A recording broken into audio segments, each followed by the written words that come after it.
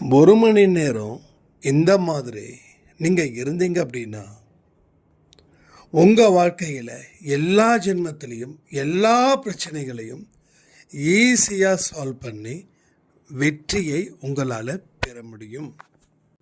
சிற்றின்பத்தில் யார் யாரெல்லாம் மாட்டிக்கிட்டு இருக்கீங்களோ அவங்களுக்கெல்லாம் பெரிய ஒரு கஷ்டமும் துன்பமும் காத்துக்கிட்டு இருக்குது. வாழ்க்கையை குறுகிய காலத்துக்குள்ளே உங்களை கொண்டு வந்து நிறுத்திடாதீங்க. ஏன்னா உங்கள் வாழ்க்கை கடல் போல் இருக்குது, இன்னும் பல ஜென்மங்கள். ஆனால் நீங்கள் குட்டைக்குள்ளே வாழணும்னு நினைக்கிறீங்க, கண்டிப்பாக முடியாது. எது நடக்குமோ அதை மட்டும்தான் நம்ம அன்பே சாயில சொல்கிறோம். குறுகிய கால பூஜைகள், பரிகாரங்கள் இதெல்லாம் இந்த இடத்துல நீங்கள் பேசவே கூடாது, நினைக்கவே கூடாது. யாரெல்லாம் அன்பே சாயில இணைத்து கொள்கிறார்களோ அவர்களுக்கு எல்லா ஜென்மத்திலையும் கடவுள் மிகப்பெரிய ஒரு பலத்தையும் சுய அறிவையும் தருகிறார். அறிவை பெற்றவன் எல்லாம் வாழ்க்கையில் சாதிச்சிட முடியாது. பணக்காரனால் சாதிக்க முடியாததை கூட உங்களால் இதன் மூலமாக நீங்கள் சாதிக்கலாம். கண்ணிருந்தும் குருடர்களா, காதிருந்தும் செவிடர்களா, எத்தனை நாளைக்கு தான் வாழுவோம்? நீங்கள் முடிவு பண்ணாத வரை எந்த ஒரு வாழ்க்கையும் உங்களால் வாழ்ந்திட முடியாது. ஸோ கண்டிப்பாக தேவைகளை குறைத்து கொள்ளுங்கள், வாழ்க்கையில் வெற்றி நடை போடுங்கள்.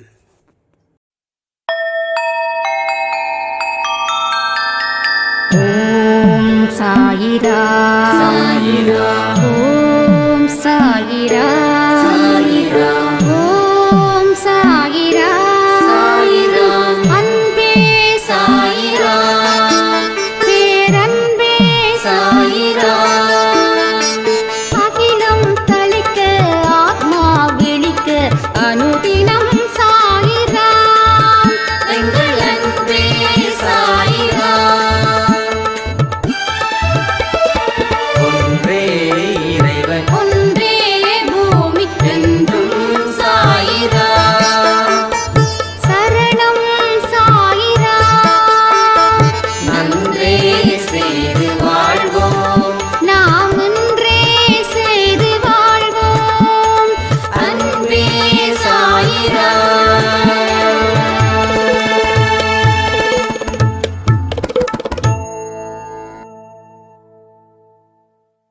சாயிராம். என் உயிரின் உயிரானவர்களே, மிக மிக முக்கியமான பதிவு தான் இந்த பதிவு. ஏன் உங்கள் வாழ்க்கையில் இவ்வளவு பெரிய தடுமாற்றம்? நம்ம வாழ்க்கையில் ரெண்டு விதமாக நாம் வாழ்ந்துட்டுருக்கோம். ஒன்று சாயப்பாவிற்கு முன், ரெண்டாவது சாயப்பாவிற்கு பின். நானும் சரி, நீங்களும் சரி, அப்படிப்பட்ட ஒரு வாழ்க்கையை தான் நாம் வாழ்ந்துக்கிட்டு இருக்கோம். அவருக்கு முன்னாடி, அவருக்கு பின்னாடி. அவருக்கு முன்னாடி நமக்கு எத்தனையோ கஷ்டங்கள், துன்பங்கள், துயரங்கள். இந்த மூன்றும் நம்ம வாழ்க்கையில் ஒரு மனுஷனை படாத பாடு படுத்துச்சு. சாய்பாவிற்கு பின் நம்ம வாழ்க்கையில் ஏதோ ஒரு ஃபோர்ஸ் நம்மளை தள்ளிக்கிட்டே இருக்கிறது போல ஒரு ஃபீல் ஆகும். என்னைக்கு நீங்கள் தனிமையில் இந்த விஷயத்தை உணர்ந்திருந்தாலும் அது உங்களுக்கு புரியும். நாம் என்றைக்குமே கூட்டத்தோடு இருக்கோம்.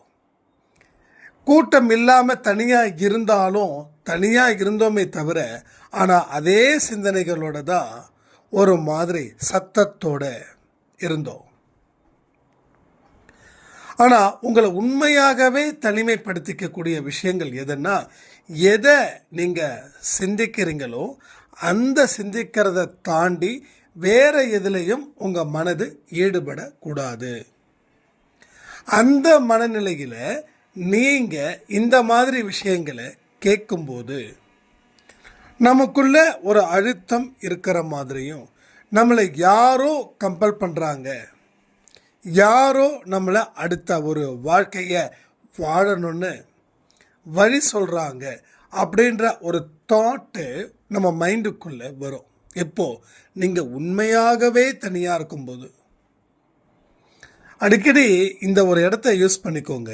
சாய்பா வந்ததுக்கப்புறம் நம்ம வாழ்க்கை என்ன மாதிரி ஒரு தாக்கத்தை ஏற்படுத்தியிருக்குது, எந்த மாதிரியான ஒரு வாழ்க்கையை வாழ சொல்லுது, இதை எல்லாவற்றையும் நீங்கள் கொஞ்சம் சிந்திச்சு பார்க்கணும்.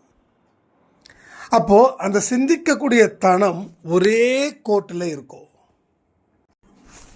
இதை இன்னைக்கோ இல்லை நாளைக்கோ 1 மணி நேரம் ஒரு நேரத்தை ஒதுக்குங்க. அந்த 1 மணி நேரத்தை ஒதுக்கி இந்த மாதிரி சிந்தனைகளை உள்ள வையுங்க. உள்ள வச்சதுக்கப்புறம் அதை பற்றி திங்க் பண்ணுங்க. திங்க் பண்ணி முடிச்சு ஒரு 1/2 மணி நேரமோ இல்லை 1 மணி நேரமோ உங்களுடைய டைமிங் என்னவோ அது உடனே ஒரு டைரியில் கம்ப்ளீட்டாக நீங்கள் என்னென்னலாம் சிந்திச்சிங்களோ அது எல்லாத்தையும் ஒரு டைரியில் எழுதுங்க. ஏன்னா இது எழுதுறது எப்பயுமே உங்களோட பார்வையில் இருக்கணும். சும்மா ஒரு பேப்பரில் எழுதி அதை கசக்கி போடுறது வேலை இல்லை. இப்போ இப்படிப்பட்ட ஒரு சூழ்நிலையை உங்களால் உருவாக்க முடியுதுன்னா அப்போ தெரியும் உங்களுக்குள்ள ஒரு ஃபோர்ஸ் ஒன்று இருக்குது. அது உங்களை ஃபோர்ஸ் பண்ணுது, வாழ்ந்து தான் ஆகணும், இப்படிப்பட்ட வாழ்க்கையை தான் நீ வாழணும் அப்படின்னு. அந்த ஃபோர்ஸ் ஒரே ஃபோர்ஸ் என்ன தெரியுமா? சாயப்பாவுடைய ஃபோர்ஸ். ஸோ சாயப்பாவோட ஃபோர்ஸ் ஒன்று இருக்கிறதால தான் நாம் அளவுக்கு அதிகமான ஒரு விதமான மோசமான சிந்தனைகளை கட்டுப்படுத்தி நேர்மறையான சிந்தனைகளை மனசில் அந்த இடத்துல வச்சு நாம் சிந்திச்சு செயல்படுவோம். ஒன்றே ஒன்று புரிஞ்சுக்கோங்க, இது வரைக்கும் நீங்கள் எந்த இடத்துலையும் சிந்திச்சு செயல்படாத மனுஷங்களாக இருந்திருக்கீங்க. ஒரு லாப நஷ்ட கணக்கை யாருமே போடலை. ஒரு குறுகிய காலத்துக்கு உண்டான ஒரு கணக்கை நீங்கள் போட்டதால் அது குறுகிய காலம் மட்டுமே உங்களுக்கு பலனை கொடுத்தது. நீங்கள் எந்த மாதிரி பீரியட்ஸ்குள்ளே இந்த சந்தோஷம் எனக்கு கிடைக்கும்னு நினைக்கிறீங்களோ அந்த பீரியட்ஸ் வரைக்கும் தான் அந்த ஹாப்பினஸ் இருக்கும். அது உங்களுக்கு தெரிஞ்சே தான் நீங்கள் கொடுத்தீங்க. ஆனால் விழிப்புணர்வு இல்லாத தன்மையில் அந்த கணக்கை நீங்கள் போட்டதால் அந்த கணக்கின் படி நீங்கள் வாழ்ந்தீங்க. அந்த கணக்கு முடிஞ்சதுக்கப்புறம் நாம் வாழ்க்கையில் வாழ மறுத்துட்டோம். அப்போது இழந்து போன வாழ்க்கைகள் அத்தனைக்கும் காரணம் நீங்கள் போட்ட குறுகிய கால கணக்கு. அதாவது ஆன்மீகத்தில் சிற்றின்பம் அண்டு பேரின்பம் சொல்லுவாங்க. அப்போ எனக்கு சந்தோஷம் இருந்தால் போதும் அப்படின்னு நினைக்கிறவங்க உண்மையிலேயே அந்த சந்தோஷத்தை அனுபவிக்கிறாங்க, இல்லைன்னு சொல்லலை. ஆனால் அந்த சர்டன் பீரியட் முடிஞ்சதுக்கு அப்புறமும் அந்த சந்தோஷம் இருக்குதா? அப்போ இல்லை. அப்போ சந்தோஷம் அந்த இடத்துல இல்லைன்னா என்ன இருக்கும்? கண்டிப்பாக வெற்றிடம் அப்படின்றது யாருக்கும் இருக்காது. அந்த நிலைமைக்கு நாம் இன்னும் வரல, அது புரிஞ்சுக்கணும். ஸோ வெற்றிடம் நமக்கு இல்லை. ஒன்று இவன் இருப்பான், இல்லை அவன் இருப்பான். எவன்? ஒன்று வெற்றியை தேடி தருபவன் ஒருத்தன் இருப்பான். அவன் அந்த இடத்த விட்டு காலி பண்ணிட்டானா தோல்வியை தேடித்தரக்கூடிய ஒருவன் இருப்பான். அப்போ குறுகிய காலத்தின் படி நான் வாழணும் அப்படின்னு நினைக்கிறவங்க ஒரு குறுகிய கால சந்தோஷத்தை மட்டும்தான் பெற முடியும். ஒன்றும் இல்லை, பிறவி குருடராக இருக்கிறவங்களுக்கு திடீர்னு கடவுள் பார்வை கொடுக்குறாரு. கொடுத்து ஒரு 10 வருஷம் அந்த பார்வையில் அந்த மனுஷன் வாழ்ந்துட்டுருக்காங்க. அப்போது திடீர்னு அந்த பார்வையை மறுபடியும் அவனிடமிருந்து பறிக்கிறார். இப்போது அவன் அப்படியே வாழ்ந்தா கூட வந்திருப்பானா? என்னாச்சு? கடவுள் கொடுத்தாரு, எல்லா சந்தோஷத்தையும் அவர் அனுபவித்தார். ஆனால் மறுபடியும் பார்வை இல்லாதப்போ அது சொல்ல முடியாத அளவுக்கு வேதனையை வெளிப்படுத்தும். அதே கதை தான் இங்கேயும் நடக்குது. குறுகிய கால சந்தோஷத்தையும் குறுகிய காலத்து இன்பத்தையும் பெறணும் அப்படின்னு நாம் நினைக்கிறது மிகப்பெரிய தப்பு. அது மிகப்பெரிய ஒரு அழிவை தரும். எத்தனை நாள் இந்த பிரச்சனை சால்வ் ஆகும்னு சொல்லி கேட்காதவங்களே இல்லை என்கிட்ட. நான் தான் சொல்லுவேன், எத்தனை நாள் ப்ராப்ளம் சால்வ் ஆகுதுன்றதுக்கு பதிலாக இனி வாழ்க்கையில் எந்த ஒரு பிரச்சனையும் போராட்டத்தையும் என்னால் எதிர்கொள்ள முடியுன்ற நம்பிக்கையோடு நீங்கள் வாழுங்க. ஸோ வாழ்நாள் முழுவதும் சந்தோஷமாக இருக்க முடியும். நாம் நினைக்கிறோம் இந்த பிரச்சனை போயிடுச்சுன்னா வேறு பிரச்சனையே வராதுன்னு. நான் ஒன்று சொல்லட்டுமா, நம்ம கர்ம வினையின் அடிப்படையில் நமக்கு ஒவ்வொரு பிரச்சனையாக கடவுள் கொடுத்துக்கிட்டே தான் இருப்பார். ஸோ ஒரு பிரச்சனை முடிஞ்சதுக்கப்புறமும் அடுத்தடுத்த பிரச்சனைகள் வரும். ஒன்றும் இல்லை, ஒரு 10 பேர் கொண்ட மனுஷன் ஒரு ஹீரோவை அட்டாக் பண்ணுறான். அந்த 10 பேரும் ஏன் ஒன்றும் அட்டாக் பண்ணுறதே இல்லை? அப்போது ஒவ்வொருத்தவனாக வருவான், அந்த ஹீரோவை அட்டாக் பண்ணுவான். ஒவ்வொருத்தவனாக தான் ஹீரோவால் அடிக்க முடியும். ஒருத்த போனான்னா அடுத்தது அடுத்தது அடுத்தது அடுத்தது அடுத்தது இப்படி தான் போகும். நிறைய சண்டை காட்சிகளில் நீங்கள் பார்த்துருக்கலாம். எனக்கெல்லாம் அப்போல்லாம் ரொம்ப ஆச்சரியமாக இருக்கும், ஏன் ஒரே நேரத்தில் ஏன் அடிக்க மாட்டேன்னா, இதில் என்ன இருக்குது தர்மம் அப்படின்னு. கெட்டவனுக்கு ஏது தர்மம்? நல்லவனுக்கு வேணால் தர்மம் பார்த்துக்கலாம், கெட்டவனுக்கு ஏது தர்மம்? 10 பேர் ஒன்றா சேர்ந்து அடித்தாங்கன்னா முடிஞ்சுது, ஹீரோட ஸ்டோரியே முடிஞ்சுது இல்லையா? ஸோ அது போல் ஒவ்வொருத்தவனாக அது ஸ்டண்ட்டு மாஸ்டர் அனுப்பிவிடுவார் அடிக்கணும்னு சொல்லி. அதே போல் தான் இங்கே ஒரு பிரச்சனையாக தான் உங்களுக்கு வந்துக்கிட்டே இருக்கும். அப்போது இந்த ப்ராப்ளம் சால்வ் ஆகிடுச்சுன்னா நான் வாழ்க்கையில் வாழ்ந்துருவேனா? நிச்சயமாக இல்லை, நிச்சயமாக இல்லை. இது முடிஞ்சால் அடுத்தது ஒன்று ரெடியா. அப்போ நம்ம என்ன தோணும், அந்த அவ்வளோ பெரிய ப்ராப்ளம் இருக்கும்போது கூட நான் சந்தோஷமாக இருந்தேன், ஆனால் இன்றைக்கி பாருங்கள் அந்த ப்ராப்ளத்துக்கு இதுக்கு சம்மந்தமே இல்லை, ஆனால் என்னால் சந்தோஷமாக இருக்க முடியலன்னு. இந்த மாதிரியான குரல்கள் நிச்சயமாக உங்ககிட்ட அடிக்கடி வந்து கேட்க சில மாய சக்திகளும் சில வில்ல சக்திகளும் வந்து சேரும். அப்போ என்னோடய பிரச்சனையை முடிச்சு கொடு இறைவா அப்படின்னு சொல்கிறது ஒரு குறுகிய கால வாழ்க்கை. எவ்வளவு பிரச்சனைகள் வந்தாலும் மன உறுதியையும் மன வலிமையும் கொடு அப்படின்றது நீண்ட கால வாழ்க்கை. நீண்ட கால வாழ்க்கை.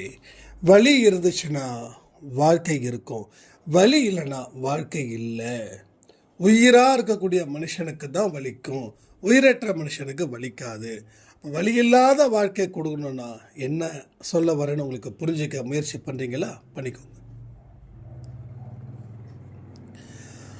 அப்போது மனுஷனுடைய மனநிலை ரொம்ப குறுகி போயிருக்குது. ரெண்டாவது, மனுஷன் பயந்து போய் நிற்கிறான். மனுஷனால் சாதிக்கவே முடியாது அப்படின்ற ஒரு கோழைத்தனமும் அந்த மனுஷனுக்குள்ளே இறங்கிடுச்சு. இதையெல்லாம் ஒன்றா சேர்ந்து மனுஷனுடைய பாதையை வாழ்க்கையை மாற்றுது. அப்போ குறுகிய கால வாழ்க்கையை வாழணும்னு ஆசை இருந்துருச்சுன்னா உங்களுக்கு பேராபத்து காத்துக்கிட்டு இருக்குன்னு அர்த்தம். நல்ல ஒரு வாழ்க்கை, அதாவது ஜென்மம் தீர்ற வரைக்கும் நான் வாழணும் அப்படின்னா உங்களுடைய ப்ராப்ளத்தை நீங்கள் துணிவோடு எதிர்கொள்ள வேண்டும். அதுக்கு இறைவனுடைய நாமம் முக்கியம். நீங்கள் உலகத்திலேயே தலை சிறந்த அறிவாளியாக கூட இருக்கலாம், ஆனால் அவனுக்கும் வாழ்க்கையில் பயம் ஒன்று இருக்கும். நம்ம நினைக்கிற சிறந்த அறிவாளிகளுக்கு பயம் இல்லையே, பயம் இருக்காது, பெரிய பணக்காரனுக்கு என்ன பயம் அப்படின்னு. ஆனால் ஒரு ஏழையை விட பணக்காரனுக்கு தான் பயம் அதிகம். ஏன்னா ஏழைக்கு இழந்து போக ஒன்றுமே இல்லை, ஆனால் பணக்காரனுக்கு நிறைய இழக்கணும். ஒரு ஏழை ஜஸ்ட்டு வந்து ஒரு கைத்து கட்டில் போட்டு தென்னமத்துக்கு கீழே படுத்தானா தூக்கம் வந்துடும். ஆனால் அதே ஒரு பெரிய பணக்காரனுக்கு பெட்டு இல்லாமல் ஏசி இல்லாமல் தூக்கமே வராது. எல்லாமே அவனுக்கு ஐஃபையாக இருக்கணும், இருட்டாக இருக்கணும், வெளிக்காற்றே படக்கூடாது. ஏழையோட வாழ்க்கை வேறு, பெரிய பணக்காரனோட வாழ்க்கை வேறு. அப்போது இவனுக்கு இழக்க ஒன்றுமே இல்லை, அவனுக்கு இழக்க நிறைய இருக்குது. அவன் அந்த பயத்தின் அடிப்படையில் தான் அவன் இறைவனையே வணங்குறான். நிறைய பெரிய பெரிய பெரிய பதவியில் இருக்கிறவங்களாம் பாருங்கள், கடவுளும் அவர்களும் ஒன்று என்ற அளவில் இருப்பாங்க. அவ்வளோ பெரிய பூஜைகள் செய்வாங்க. ஏன்னா எதையும் இழந்து விடக்கூடாது அப்படின்னு. ஸோ அவங்க இதெல்லாம் செய்கிறதால தான் எதையும் இழக்கலைன்னு முடிவு பண்ணுறாங்க. அப்போது பயத்திலையும் அச்சத்திலையும் தான் வாழ்ந்துட்டு இருக்காங்களே தவிர தைரியத்தோடு எந்த மனுஷனும் வாழலை. அப்படி பெரிய பணக்காரனாக இரு, சுய அறிவோடு இரு, ஆனால் இறைவனுடைய நாமம், இறைவனுடைய துணை இல்லாமல் உன்னால் ஒரு அடி கூட எடுத்து வைக்க முடியாது. ஆனால் இறைவனுடைய துணை இருக்கு, இறைவனோட நாமம் இருக்கு அப்படின்னா அப்போ ஒரு மனுஷனுடைய மனநிலை எப்படி இருக்குன்னா, நான் எதை வேணாலும் இழந்திருக்கலாம், அது நிரந்தரம் இல்லை, ஆனால் கடவுள் என் கூட இருக்கிறது தான் நிரந்தரம் அப்படின்னு நினைப்பான். அப்போ இவன் பயமில்லாத ஒரு மனுஷனாக இருக்கிறான். அவன் பயத்தோடு வாழ்ந்துக்கிட்டு இருக்கிறான். இப்போ கூட பாருங்களேன், உங்களுக்கு என்ன பயம் அப்படின்னா, எங்கே உங்கள் கணவர் உங்களை விட்டு பிரிஞ்சிடுவாரோ, எங்கே உங்கள் மகன் உங்கள் மகள் உங்களை விட்டு பிரிஞ்சிடுவாங்களோ, எங்கே நமக்கு ரெகுலராக உதவி செய்கிறவங்க உதவி செய்யாமல் போயிடுவாங்களோ, எங்கே நம்மளுடைய முதலாளி நம்ம வேலையை விட்டு நிறுத்திடுவாரோ. ஸோ பயத்தின் அடிப்படையில் தான் எல்லாமே நம்ம செய்கிறோம். ஆனால் தைரியத்தின் அடிப்படையில் நீங்கள் எந்த ஒரு விஷயங்கள் செஞ்சாலும் அது உங்கள் வாழ்க்கையில் மேலும் மேலும் உயர்வை மட்டும்தான் தரும். நல்லா நோட் பண்ணிக்கோங்க. வாழ்க்கையில் 2 வாழ்க்கை இருக்குது. ஒன்று கட்டம், ஒரு சைடு ஒதுக்கி இங்கே 4 பேர், இங்கே வந்து பார்த்திங்கன்னா 4 கோடி பேர். 4 பேர் தான் தைரியமாக இருக்காங்க. அந்த 4 கோடி பேர் கோழைகளாக இருக்கிறாங்க, பயத்தோடு இருக்காங்க. கோழைகள் கூட சொல்ல முடியாது, பயத்தோடு இருக்காங்க. அந்த 4 பேரில் நான் ஒருத்தன். சார், நீங்களும் அந்த 4 பேரில் வரணும் தான் என்னுடைய ஆசை. ஸோ எதையுமே நம்ம இழக்க போகிறது இல்லை. பட் கர்ம வினையின் அடிப்படையில் இழந்து தான் ஆகணும்னு ஒரு ஜட்ஜ்மெண்ட் இருக்கும்போது நம்ம இழந்து தான் ஆகணும். ஸோ இழந்தவன் மறுபடியும் பெருமாள்ன்ற ஒரு வார்த்தையை மட்டும் உங்களால் நம்ப முடியல. இழந்ததை நம்புறீங்க, ஆனால் பெற முடியுன்றதை நம்பலை. ஏன்னா இழந்தது கடந்த காலமாக இருக்குது, பெற முடியும்ன்றது எதிர்காலமாக இருக்குது. இவ்வளோதான். அப்போ பெற முடிவதற்கு நீ உன்னை தயார் செய்யணும், அதுக்கு கொஞ்சம் உழைக்கணும். அது நம்மளால் முடியலைங்க. நீங்கள் கடவுளை வணங்க சொல்கிறீங்களா, ஆனால் தாராளமாக வணங்குறோம், ஆனால் உழைக்க மட்டும் முடியாது, சவால்களை எதிர்கொள்ள முடியாது. ஸோ இந்த மாதிரி தான் ஒரு மைண்டை நம்ம செட் பண்ணியிருக்கோம். ஸோ இப்போயும் சொல்கிறேன், அடுத்த 5 வருஷம் நல்லா இருந்தால் போதும், 40 வயசு வரைக்கும் நல்லா இருந்தால் போதும், அதுக்கப்புறம் என்னாச்சுன்னு பரவாயில்ல. ஆனால் ஒவ்வொரு மனுஷனுக்கும் துன்பம் ஆரம்பிக்கும் போது தான் அவன் வாழ்க்கையே ஆரம்பிக்கிற மாதிரி நினைக்கிறான். நிறைய மனுஷங்க, நான் நிறைய பேரை நான் மீட் பண்ணியிருக்கேன். அதிகபட்சமாக எங்க 50 வயசு வரைக்கும் நோய் நொடி இல்லாமல் வந்தால் போதுங்க, நல்லா என்ஜாய் பண்ணணுங்க. 50க்கு மேலேங்க, அதுக்கப்புறம் நோய் வந்தால் என்ன மாத்திரை போட்டு மீதி இருக்க 50 வருஷத்தை பண்ணிடலாம். ஆனால் ஒரு மனுஷனுக்கு அந்த 50 வருஷம் வரைக்கும் அவன் எவ்வளவு சந்தோஷத்தை அடைஞ்சிருக்கான் தெரியுமா உங்களுக்கு? அவனோட சந்தோஷத்தோட உச்சத்தில் இருப்பான். அவனுக்கு 50 தாண்டும் போது சரி நம்ம 50 வயசு வரைக்கும் எல்லாத்தையும் அனுபவிச்சிட்டோம், இனி என்ன அப்படின்னு அவனால் கொண்டு வர முடியாது. அப்போது நான் அப்போ எப்படி இருந்தேன், எவ்வளோ சந்தோஷமாக இருந்தேன், ஆனால் இன்றைக்கி இப்படி இருக்கேனே அப்படின்னு அவன் நினைக்கக்கூடிய மனநிலை அவனுக்கு வந்துருச்சுன்னா அவன் மனநோயாளியாகவே மாறிவிடுவான். ஸோ 50 தாண்டவங்க கிட்டத்தட்ட பார்த்திங்கன்னா ஒரு ஸ்ட்ரெஸ்ஃபுல் பாயிண்ட்டில் இருப்பாங்க. கொஞ்சம் அதிகமாகிடுச்சுன்னா அவங்க மாத்திரை மருந்து எடுக்க வேண்டிய நிலைமையும் வரும். நிறைய பேருங்க அன்பே சாயில் மாத்திரை மருந்து எடுத்தவங்க ஜாஸ்தி, ஆனால் சாய்ப்போட புண்ணியத்தால் அது குறைஞ்சிருக்குது. நான் ஏன் உங்களை கமெண்ட் பண்ணுங்கன்னு சொல்கிறேன், எதுக்காக? ஒவ்வொரு விஷயமும் உங்கள் வாழ்க்கையில் எந்த அளவுக்கு மாற்றத்தை ஏற்படுத்தியிருக்குதுன்றதை பொறுத்து தான் அடுத்தடுத்த ஆடியோவை நம்மளால் கொடுக்க முடியுது. அந்த ஒரு பர்பஸ் தான். ஒன்று சொல்லவா, நான் பரிதாபத்தை தேடணுன்னா நான் சொல்ல வரல. எனக்கு தொண்டையில் வலி, அதாவது எச்சி முழுங்கினா கூட வலி. அது எப்படி ஹீட்டா இல்லை ஓவர் குளிர்ச்சியா அப்படின்னு எனக்கு தெரியல. அதையும் மீறி நான் ஆடியோ கொடுத்துட்ருக்கேன். ஏன் அப்படின்னா நம்மளுடைய முயற்சிகளை எந்த இடத்துலையும் நிறுத்தவே கூடாது. நேற்று காலையில் கொடுத்த ஆடியோ என்னால் சுத்தமாக முடியல. அது நல்லா பார்த்தீங்கன்னா என்னோடய வாய்ஸ்லாம் கொஞ்சம் ஒரு மாதிரி இருந்திருக்கும். நேற்று நைட்டு என்னால் சுத்தமாக கொடுக்கவே முடியல. கரெக்டாக தொண்டைக்கிட்ட ஒரு புண்ணு இருக்குது.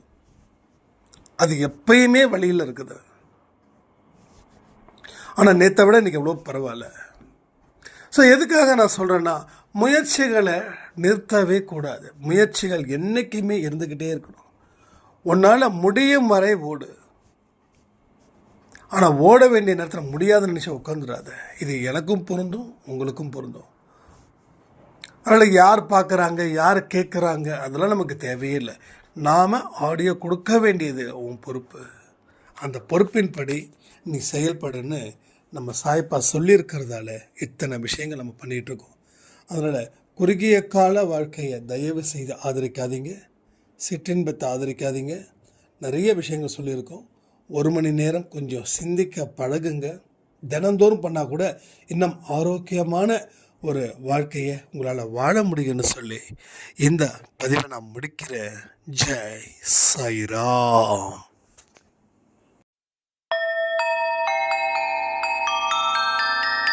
ஓம் சாயிரா.